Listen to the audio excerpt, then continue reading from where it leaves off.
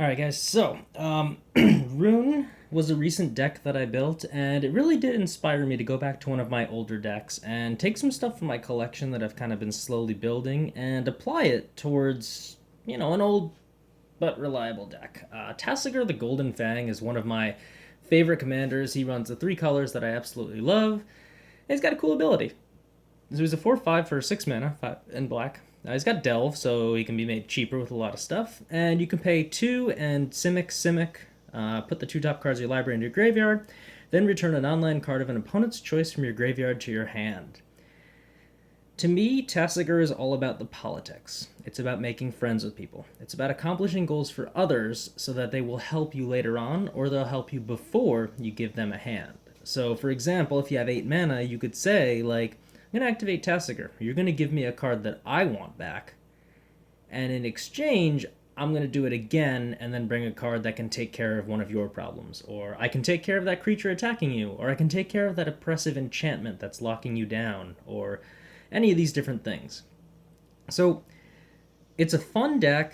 Depending on how you play it, it can be really, really scary, or it can be a lot of fun and just make the game goofy and wacky. So we're going to break this down. We're going to go over the lands, and then we're going to go over each set of spells based on their casting cost. And then we'll go from there. So let's dive right in with the lands first. Obviously a command tower. You can't not have that in a 3-color deck. I threw in a City of Brass. Does a damage to you every time it becomes tapped, but hey, it gives you mana of any color. An Opal Palace comes into play tapped and gives you the 3 colors that you need. In this kind of deck, you really want to make sure you always have the mana that you want. I put in the 5 Khans of Tarkir fetch lands, just because they're cheaper, and even though I don't run red in my deck, I can search for a forest, which you'll see in a second that we can have a forest island, forest swamp, or anything else like that. So, in the blue-green, we have a breeding pool, which is fetchable by the fetch lands. Botanical Sanctum. These are just cards that tap for one of either colors. They have some upticks to them, like they enter the battlefield tapped unless some condition is met. Lumbering Falls turns into a creature, a 3/3 with hexproof. Nice way to just get a creature on the field and start beating face. Simic Growth Chamber. There's a little bit of landfall stuff in here. Nothing too extreme, but I do have one of the bounce lands in here. Temple of Mystery enters the battlefield tapped, but you get to scry 1, which is nice. I do like to show off some of my extra dual lands. This is a Bayou. Taps for green or black. Has no, fault or restriction on it when you search for it or anything like that. Overgrown Tomb, green-black shockland. Hissing Quagmire gives you a 2/2 black and green elemental creature with Death Touch. Great way to take out your opponent's stuff, especially if they're not paying attention to your lands. Blue-black, we have a Watery Grave, obviously. More fetchable stuff. Island Swamp can be fetched with a certain fetch lands that search for them. So it's great to have multiples of these if you need to mana fix, or if you know that you don't particularly need the shock land, but you may need that untapped convenience later. You go for a card that forces itself into play tapped, but you're still mana fixing. And cycling is a pretty nice mechanic, especially with Tasigur's Delve ability. Halimar Depths as a utility land, just to kind of rearrange the top 3 cards of your library, and if you have a fetch land coming up next, you can also get rid of those 3 if you don't like them. Bojuka Bog pretty much exiles a graveyard. A lot of people play graveyard utilities, so this is a nice little thing to play. Reliquary Tower gives you no maximum hand size. You're going to need that in this deck if you end up chaining off into some ridiculous Tasigur shenanigans. Yavimaya Hollow taps for a colorless or pay green tap to regenerate target creature. Must have in here. You want to protect Tasigur at all costs when he hits play. Maze of Ith, amazing land. Taps to untap target attacking creature, prevent the combat damage. Nice way to drop this turn 3 or 4 once a threat hits the field and say, you probably shouldn't go after me because I literally have a card dedicated to nerfing your creature. And also from utility lands, an Alchemist's Refuge. Pay blue and green, tap. You can cast non-land cards this turn as though they had flash. Nice way to sneak in a Damnation or some kind of field clearance or destruction or something of that nature onto the field. Ash Barrens, I was conflicted about this, but this card's actually really good. Basic land cycling, pay 1 to discard it, search for a basic land, put it in your hand. It also brings you towards Tasigur's Delve ability. And we also have 4 forests from Unstable, 2 islands and 2 swamps. You should always have a few basics, and it's always a good idea to get a couple of those into play. You get hit by a Blood Moon and you're not playing red, you're not going to be happy. at all. So basics, you should always run a few, and you should always consider fetching for those if you suspect a player could drop a Blood Moon. So yeah, that's for the lands. Next, we're going to look at the 0-drops and the 1-drops together, because I only got one 0-drop from here. Alright, so our only 0-drop is a Mox Diamond. I looked this up online. Holy crap, is this selling for a lot of money. I don't think it's a necessary card unless you already have one lying around, but that's my opinion on it. What I do like, though, is you play it, you can get 2 lands on turn 1, and you do have to discard a land card. But again, Tasigur kind of likes stuff in your graveyard for delving, so this will get you closer to dropping Tasigur into play. We also have a Birds of Paradise. You obviously want Ramp. I think everybody knows what this card does at this point, but it's 1 mana for a 0/1 flyer with tap, add 1 mana of any color to your mana pool. I think it's Japanese or Korean. I played this version because everyone pretty much recognizes what the card does. Training Grounds, one of the first synergistic cards with Tasigur. Makes activated abilities of creatures you control cost up to 2 less to activate. So Tasigur is 2 and blue-green, blue-green. And now we reduce it by 2, so it literally becomes 2 mana, flip the top card of your library, and an opponent gives you 1 back. This card gets bonkers because it's kind of like drawing a card with your opponent choosing the less optimal version, but also the political version of that being activated. So Training Grounds is a no-brainer.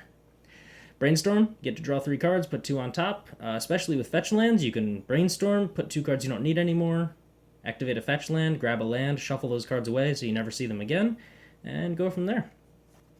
Sensei's Divining Top, kind of like a brainstorm on a stick, almost. Lets you rearrange the top cards. With Tasigur, this is neat because you can look at the top 3 cards. Let's say you have no cards in your graveyard and you want to activate Tasigur. If you look at the top 3 cards and you have a land, a really good card that you want, and then another mediocre card, you could put the first 2 cards up on the right order, then activate Tasigur. You're forced to get that card back, and yeah, it's just a great thing to do. It's a great thing to play around with, and your opponent's going to be hating that you're stacking the top of your library every turn. And then we also have a Soul Ring. Tasigur has 2 mana in its activated ability, so this is just a great card that plays towards it. The commander attacks. Tasigur is mostly colorless, so you're not going to be mana screwed over trying to play it. So yeah, you got to run a Soul Ring. Alright, so that's the 1-drops. Let's move on to the 2s. Alright, so first thing in a 3-color deck, you obviously need to run all 3 of the Signets. These just tap for 2 different mana, colors of each one. They cost 2 mana. They're the perfect thing to drop on turn 2, or turn 1 if you get a Soul Ring into play. But yeah, you gotta run the Signets.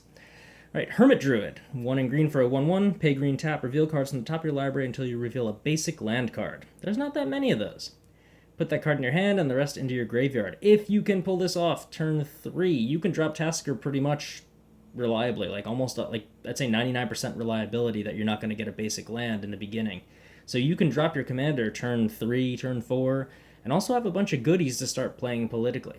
Yes, you'll give your opponents more choices if they want to choose against you, but that's when you start making deals. Hey buddy, I can make this card disappear if you give me a couple of these good things back, and they might consider that. Coiling Oracle, just a great card, comes to the battlefield, reveal the top card. It's a land, it goes into play, otherwise you go into your hand. It's kind of like just a cantrip creature with an upside of dropping a land into play. Baleful Strix is a cantrip creature. Flying and Death Touch make it a kind of scary thing to work with because, well, now I have a 1/1 flyer and you want to attack me with a 6/6 dragon. If you want to trade, okay, I'll do it, but yeah. And it also gives you a card back, which is just bonkers. Sakura Tribelder, 1 in green for a 1/1, sacks for a basic land into play tapped. Also feeds into Tasigur for, delving and stuff like that. Sylvan Scrying searches for a land card. This is probably when you end up finding one of those utility lands that does something that you see as a threat. I usually grab Yavimaya Hollow or grab a Bojuka Bug or, there's a bunch of different stuff. Even that bounce land that keeps returning to your hand once you have a landfall creature in play. Land Grant lets you search your library for a forest for 1 in green, or if you have no cards in hand, you can reveal it and play Land Grant for free. It's kind of nice, it just pulls into a land and also feeds your graveyard for Tasigur. You do end up exposing your hand, but sometimes it's worth it. Sylvan Library, instead of drawing, you look at the top 3 cards basically, and you grab 1, and you can either grab those 2 other cards at 4 life each. Sylvan Library is a busted card, it's very powerful, very broken.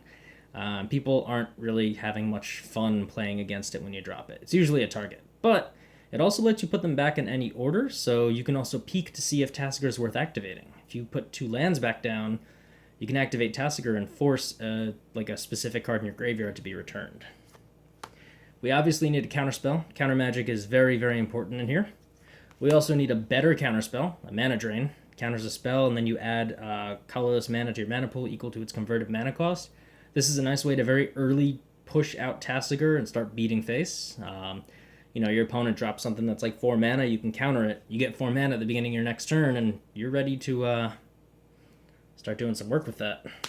Curse of the Swine. This is one of those cards that allows you to take care of your opponent's problems.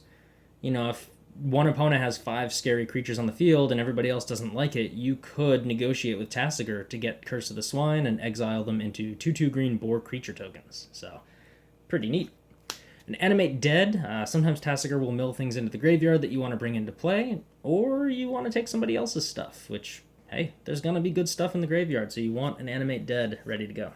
And also 1 Demonic Tutor. I have 1 Tutor, I believe. I don't think I have any others. I like to run like 1 or 2 if they're really powerful, just to kind of, splash some solutions and things like that into the game. I try not to play tutors oppressively, like trying to destroy and combo out and kill my opponents. But instead with Demonic Tutor, it's more of the idea that, I want to search for a solution to take care of something, especially if my opponents will let me Tasigur a Demonic Tutor to my hand and then search for a card to take care of a problem on the field. So those are the 2 drops. You may be starting to see there's a little bit of scary power emerging in this deck. Well, got some more stuff for you. Let's move on to the 3 drops. Alright, so our 3 drops. Chromatic Lantern taps for 1 mana of any color, and also gives all your lands the ability to tap for 1 mana of any color. That's a great ability to have. It's good for mana fixing and just getting extra stuff. Also Maze of Ith gives it tap ability. Coalition Relic, same thing. Taps for 1 mana of any color. You can charge up a Coalition Relic for the next turn, so you get 2 mana if you need. Another great card to play. A Commander Sphere, an obvious choice for this. Just taps for 1 of 3 different colors, and you can also sacrifice it to draw a card later on. Darksteel Ingot, same thing. Another great card. It's indestructible, so a Vandal Blast or things like that won't end up destroying your stuff. I kind of consider this a mana rock in a way, Crucible of Worlds. You notice I had 5 fetches, so I should be getting fetches every once in a while. But also, when Tasigur mills cards into the graveyard, lands fall in. So the ability to just play them from the graveyard is just really, really powerful for me. And also the landfall mechanic in this deck. There's a couple, not anything crazy, but, it's enough worth mentioning. So, you can play land cards from your graveyard. Great card. A Rhystic Study to start ticking up draws and card advantage as the game goes on. An unchecked Rhystic Study will kind of usually win you the game just because it draws you so much stuff, and people hate being taxed on every single thing that they play. It'll probably get destroyed, but it's nice because it takes it away from other problems, such as Foretold. Beginning your upkeep, you get a time counter on it. You can pay 0 to pay the cost of a spell if it's X or less, or X is the number of time counters. This card, you want to drop it early, and as you start returning things to your hand, you kind of throw all your mana into Tasigur's ability, and then As Foretold picks up the slack for anything that you need to cast. Countermagic, instants and sorcery, anything really. You just use it to just get your spells out for free. This card as well, if left unchecked, can be a problem. Another major thing to keep in mind is once each turn. So during your opponent's turns, you can start using this as well. A Sultai Charm, I think this is one of the best 3-color charms out there. Destroy target monocolored creature, takes care of a lot of things. Destroy target artifact or enchantment, takes care of a lot of things. Draw 2 cards, then discard a card, also takes care of a lot of things. And it gets Sultai Charm and another card in your graveyard to delve for Tasigur. It's one of the newer additions. I actually really like this guy, Runic Armus, 1 green for a 2/5. So first off, you're already dropping a defense. They gotta put out something pretty heavy to start dealing damage to this creature. Whenever an opponent activates an ability of a creature or land that isn't a mana ability, you may draw a card. Commander is all about those types of abilities. Destroying things, drawing cards, searching for things, anything that, all these different cards allow you to do, I can start drawing cards with them. I kind of was joking around that this is somewhat a green Rhystic Study for Commander. and some people kind of agree with me on it. It's a pretty good card, and it's nice that it defends well. Courser of Crufix, this is the first kind of like land synergy that we play around with. To reveal the top card of your library, you can play the top card of your library if it's a land card. Whenever a land enters the battlefield under your control, you gain 1 life. This also lets you peek at your library to see what's coming. If you want to Tasigur it into the graveyard, or fetch land it, or anything else like that, you can do so. And also, gaining life is a pretty powerful thing. I mean, you know, this guy can net me 7 or 8 life in a game, and honestly, that's not bad for top card peeking.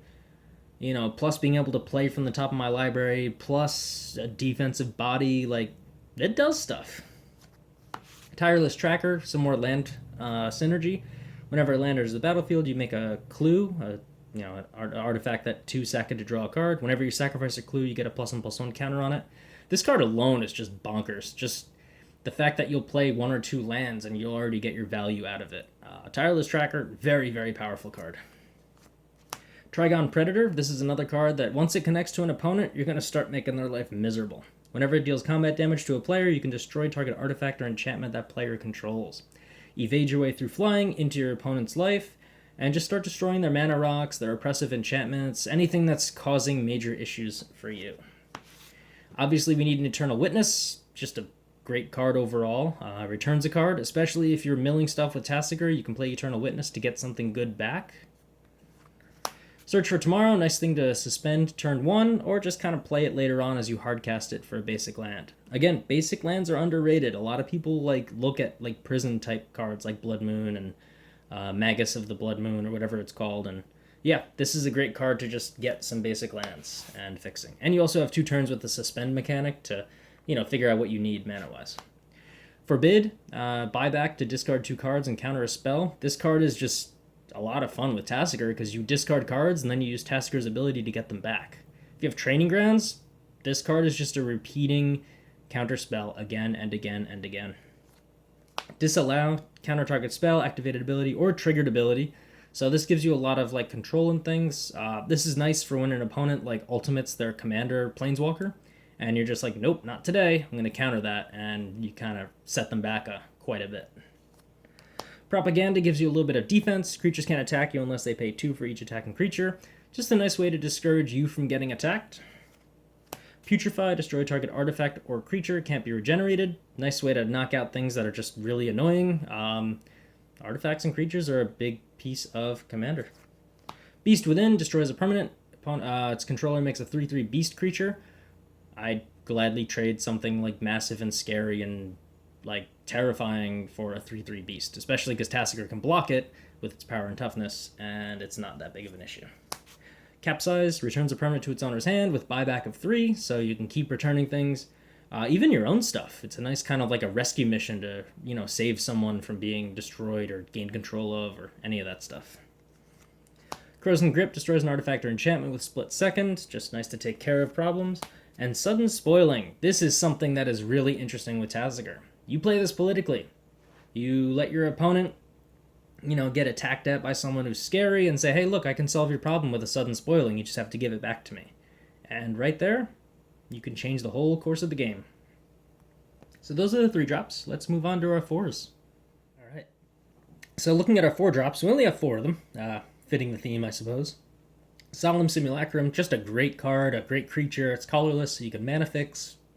Comes into play, you get a basic land tapped, leaves play, or put into a graveyard. You get to draw a card. So it kind of replaces itself. It's a nice blocker. Does a lot of things. Phyrexian Metamorph. It can come into play as a copy of a creature or an artifact. You can also pay it for 3 mana, so you don't even need blue to play this card. Especially early in the game, maybe you want to copy a mana rock that an opponent has, or something like that. You can get your own copy and fix your way into success. Leper Impersonator, same idea, comes into play as a copy of any permanent. It's nice being able to copy your opponent's stuff. And also a Damnation. It's nice to clear the field once in a while. Yeah, you might be taking out Tasigur, but also if you're putting 5 or 6 creatures into the graveyard, you're just going to delve them away and cast Tasigur a lot faster than anybody else. So those are the 4 drops. Nothing too fancy, nothing too wild, but I definitely like putting emphasis on the Damnation. Let's move to our 5 drops. Alright, so looking at our 5 drops, this is some more landfall mechanic shenanigans. Whenever a land enters the battlefield under your control, you gain a life and draw a card from Tatiova, Benthic Druid. That's 5 mana for a 3/3. Not a great body, but hey, you can play lands and draw cards. Fetch lands, boom, even better. Crucible of Worlds, now you have a nice little draw engine going on every turn. The Scarab God, the ability to exile creatures from graveyards, even your own graveyard, is a nice thing because you can make a token that's a copy of it. Yeah, and when it dies, it comes back to your hand. So Scarab God is just a nice 5/5 body that just can keep holding down the fort. You also get to scry X and hit your opponents for X life, where X is the number of zombies you control. It's just the zombies that come out. I don't think I really have that many zombies in here, but I'm okay with it. That's just kind of like an extra ability, and if it works a couple times, it's great. Seedborn Muse, you want to be untapping things during every player's turn so you can activate Tasigur on every player's turn. It's just a nice way to keep getting cards given to you again and again and again. Once you drop a Seedborn Muse and you're starting to mill with everybody, you're going to start hearing the same phrase over and over again. I don't want to give you any of those cards back. But hey, that's their problem, not yours. An Acidic Slime we want to put in just because, hey, it takes care of stuff. Utility lands, artifacts, enchantments. Also a 2/2 Death Touch. This is a must-include for this deck. This is another one of the newer cards that I've been playing around with. The Eldest Reborn. It's a saga, which these are pretty neat. And each turn you basically tick into a new mode, and once you hit the third one, you sacrifice it. But with Tasigur, you might be bringing it back every once in a while. So once you cast it, each opponent sacrifices a creature or a planeswalker. Next turn, when it ticks up, each opponent discards a card, and then the last one is put target creature or planeswalker from a graveyard onto the battlefield under your control. You're going to get something good out of this. And the Eldest Reborn is nice because it can just be like constantly brought back and cast over and over again, especially if you want to play politically. Like, you have an opponent who has just their commander out, play this, and, just start doing some work with it. And by the time they recast it, an opponent might give you the Eldest Reborn back to take care of it again. Primal Command, it's just got 4 different modes that are bonkers. You can gain 7 life, put a non-creature permanent on the top of its owner's library, or make a player shuffle their graveyard into their library, or I can search my library for a creature card. There's so much utility on this. Really, for 5 mana, to be able to put a non-creature permanent on top of its owner's library and then make them shuffle their graveyard into their library makes that card go away. And I kind of like that just for 5 mana, just to get rid of something. Gain 7 life in a pinch. And the fact that like my opponent might give me this back because they don't understand like what my goals are or what I want to do is great, because now I have 4 different options to choose from, and it's just a good way to just get a lot of value back with all the utility and the flexibility with it. I put in a Treachery, comes into play on tap up to 5 lands. I control enchanted creature. It's basically a free spell for me. Yeah, it's just a good card. Fitting that theme of taking my opponent's stuff, we have a Bribery. I search my opponent's library for a creature card, put it into play under my control, then they shuffle their library. It's nice to just like turn 4 with like Mana Rock Acceleration, Bribery, their biggest thing, and just start beating face with it. Acquire, same thing except with an artifact. There's a lot of things like Mana Rocks and all these different things, but really with Acquire, I'm going to steal some big, crazy artifact. An artifact creature? Ooh, even better. A Blightsteel Colossus? Thank you very much. I'll take that, and we'll quickly end the game. Desertion, similar idea. You can counter-target spell if it's an artifact or a creature. It comes into play under your control instead of your opponent's. Nice way to steal a really fancy thing, or to even steal a commander. And finally, we have a Gilded Lotus as some late-game mana acceleration. With Tasigur, you kind of do want a lot of mana to play stuff and activate abilities. If you're not activating his ability like 2 or 3 times in a turn, you're missing out on some like serious utility that you could be getting back every turn with that. Alright, so that's all the 5 drops. We got one more pack. I think it's like 4 and 8 drops. I don't think I have any 7 drops, but we're just going to do this because it's like not that many cards. So our first 6 drop is Deadeye Navigator. It's not so much like that I want to use blink effects to bring creatures back into play. I'll probably put a Deadeye Navigator on Tasigur, or maybe like an Acidic Slime, or Baleful Strix, or Coiling Oracle, those things. Like, they'll get me some value, but there's no like insane like enters the battlefield value stuff I'm going to get with it. But for 6 mana, for a 5/5 body, it's not bad for me to put some protection on other creatures as well. All right, we have Royal Elemental. This is some more of that landfall stuff. Again, it's a very slight theme. It's nothing too crazy. 6 mana for a 3/2 flyer, but whenever a land enters the battlefield under my control, I can gain control of target creature for as long as I control Royal Elemental. Crucible of Worlds. Lets me play a land every single turn, like a fetch land, and I can grab 2 creatures every single turn and just start dominating the field with stuff. It's nice to steal things. I put in Muldrotha as one of the newer cards as well. During each of your turns, you may play up to 1 permanent card of each permanent type from your graveyard. It's kind of like a Crucible of Worlds, but with added bonus. I'm milling creatures, I'm milling artifacts, I'm milling enchantments, I'm milling all these different things into the graveyard. I might as well use Muldrotha to pop it back into play. Arguably, I could probably switch Muldrotha with Tasigur as like the commander, but this deck isn't built around Muldrotha, so unless maybe I just want to lower the power level of my deck and just play with a more casual format, I think Muldrotha is better in the 99 for this. Fun card, decent body for 6 mana as well. This card I love. I love dropping this card and seeing the looks on my opponent's faces as I play the Immortal Sun. 6 mana. It's got 4 abilities. Players can't activate Planeswalkers' loyalty abilities. You may have noticed there's no Planeswalkers in this deck because I want this card to be in play and I want to oppress everyone but myself. So that's the first thing. Commander Planeswalker, nerfed. At the beginning of your draw step, draw an additional card, so I get to draw an extra card each turn. Spells you cast cost 1 less to cast, so it already reduces the costing of all my stuff, and creatures I control get +1/+1.